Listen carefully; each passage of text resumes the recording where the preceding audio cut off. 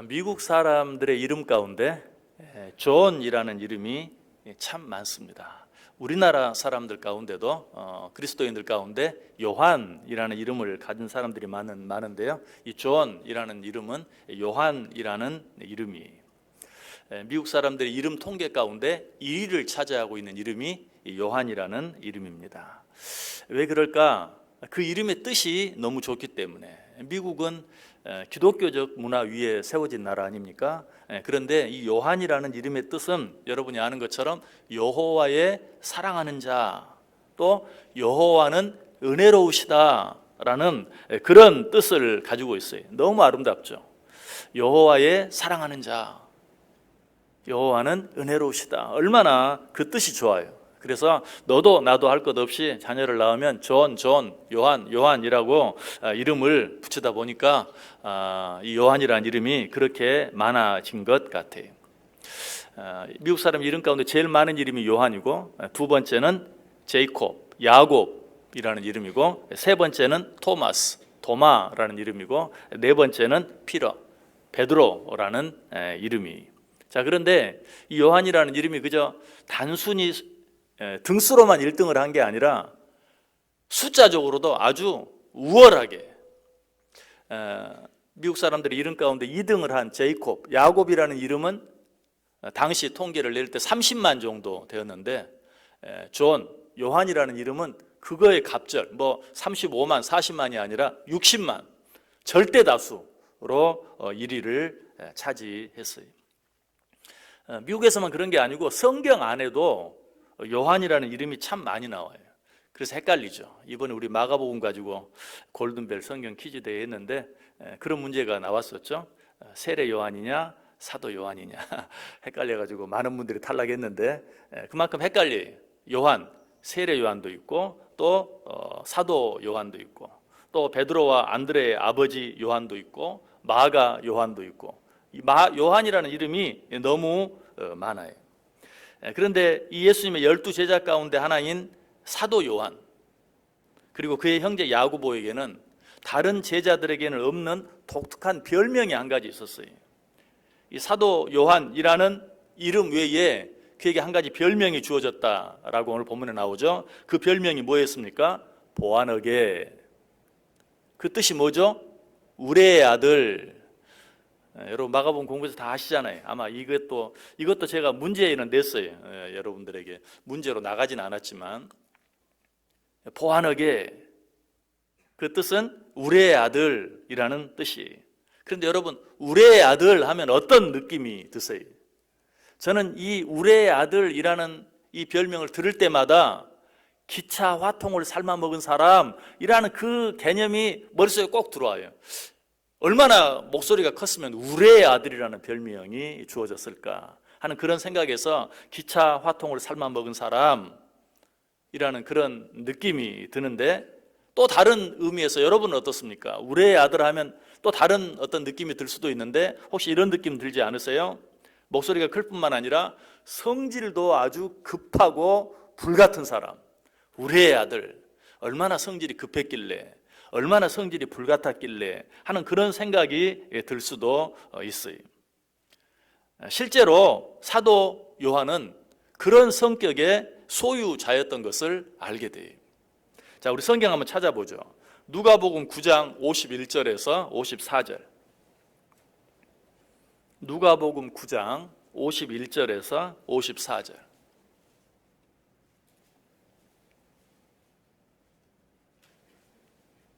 누가복음 9장 51절에서 54절. 여러분 읽고 덮지 마시고 그대로 펴놓으시기 바랍니다. 자, 51절부터 54절 역시 한 목소리로 한번 읽어볼까요?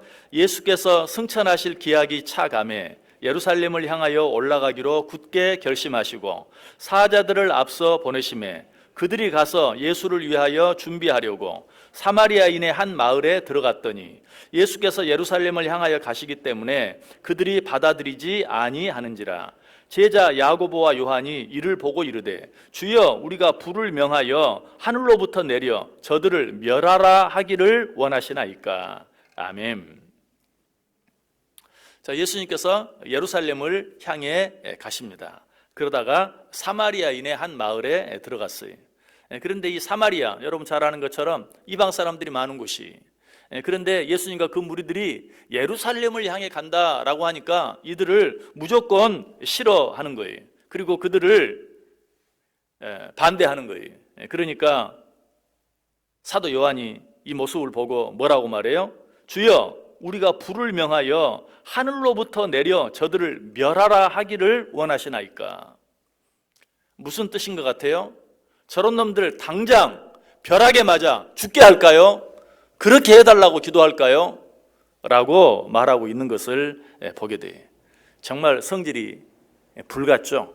좀 더 심하게 말하면 성질이 아주 더러운 것을 보게 돼요. 자, 이들의 성격을 알 수 있는 또 한 부분의 말씀이 있어요. 방금 읽은 이 말씀 앞에 49절 말씀. 자, 누가복음 9장 49절 말씀. 역시 한 목소리로 읽어보겠습니다. 요한이 여짜오되 주여, 어떤 사람이 주의 이름으로 귀신을 내쫓는 것을 우리가 보고 우리와 함께 따르지 아니하므로 금하였나이다. 자, 여기서는 어떤 모습을 보게 돼요?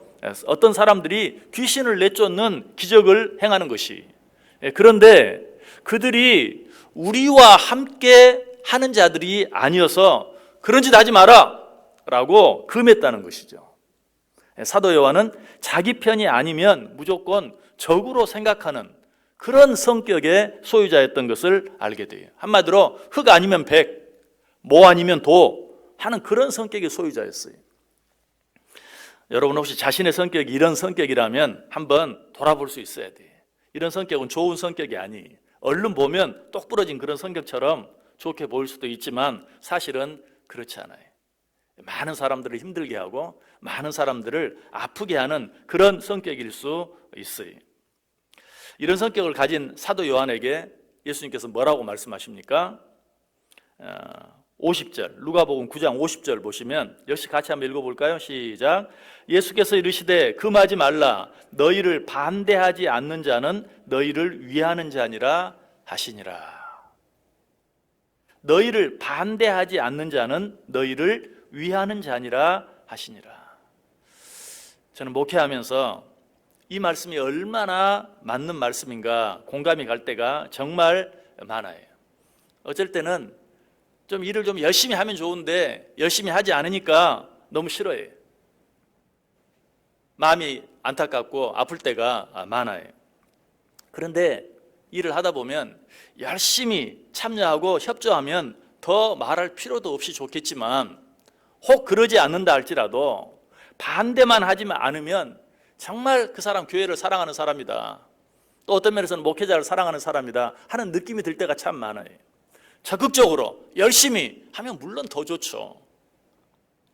그런데 하다 보면 그렇게 하는 것도 좋지만 그렇게는 못해도 반대만 하지 않으면 그 사람 교회를 위하는 사람이다, 교회를 사랑하는 사람이다, 목회자를 위하고 목회자를 사랑하는 사람이다 라는 느낌이 들 때가 정말 많아요.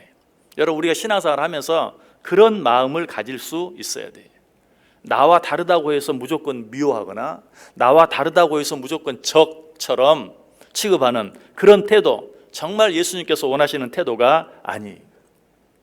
예수님께서 원하시는 태도는 나를 반대하지만 않는다면 나를 위하는 사람으로, 보다 적극적으로 나를 사랑하는 사람으로 받아들여질 수 있는 태도, 이것이 예수님께서 원하시는 태도고 실제로 예수님께서 그런 삶을 사셨어요. 자, 성경은 우리에게 뭐라고 말합니까? 원수를 사랑하라. 원수도 사랑해야 하는데 나를 반대하지 않는 사람, 그런 사람은 정말 내가 사랑해 줘야 돼. 또 나를 사랑하는 사람으로 받아들여 줄 수 있어야 돼.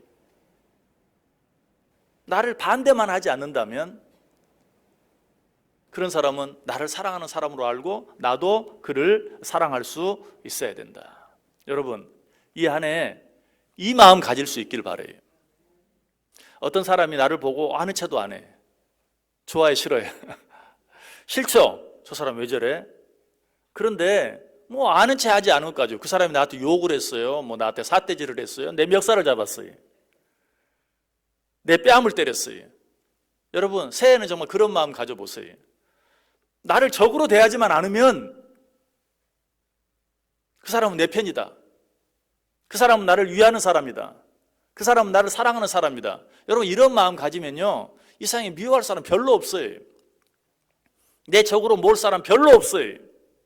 근데 우리는 조금만 아주 나를 그냥 옹호해주고 나를 높여주고 나를 좋아해주고 나를 사랑해주지 않으면 적으로 돌리려고 하는 그런 마음이 참 많아요.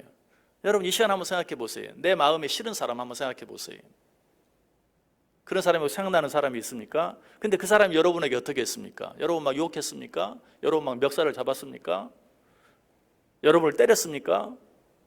그러지 않았으면 여러분 편으로 받아들일 줄 아세요. 저 사람 나 위하는 사람이야.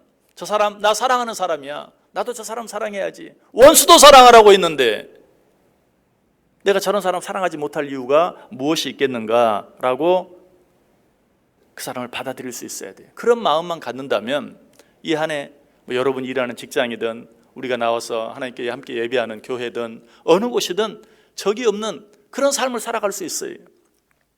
여러분 내게는 적이 너무 많아라는 생각이 든다면 그것은 다른 사람의 문제가 아니라 내 문제라고 받아들일 수 있어야 돼요.